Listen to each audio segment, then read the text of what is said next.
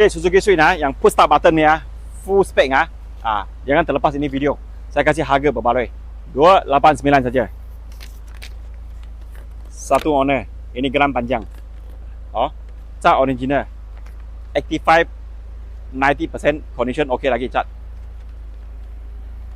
Tayar dia 90% munga tebal lagi. 15 inci Continental tayar.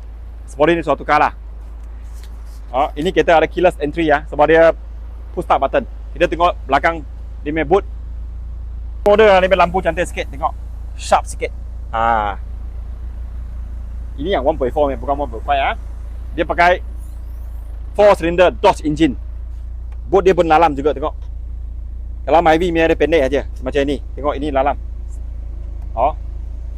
Belakang lalam original lagi. Kasih orang tengok lalam original lagi. Maintain original lagi. Kita pergi tengok lalaman dia kemas tak. Mileage 16 lebih aja. Mileage original. Dashboard pun kemas juga. Steering pun kemas juga. Ada multi function steering. Gear knob dia pun tengok kemas tak ada kopek. Cushion okey lagi, maintain original. Door trim tak ada calar. Kasih tengok door trim. Carpet taper punya 300 lebih. Ini mahal punya carpet. 300 lebih.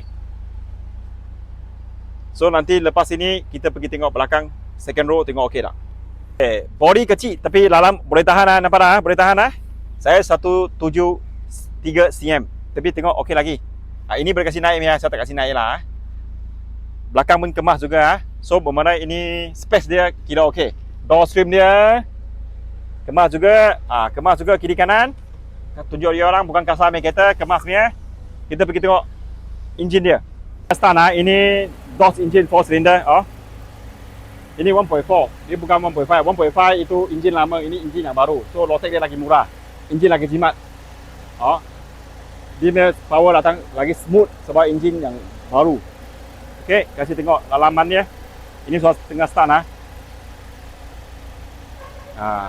So lalam kemas lagi 2015 condition macam ni sudah kira okey. 2015. So Polo 500 lebih aja.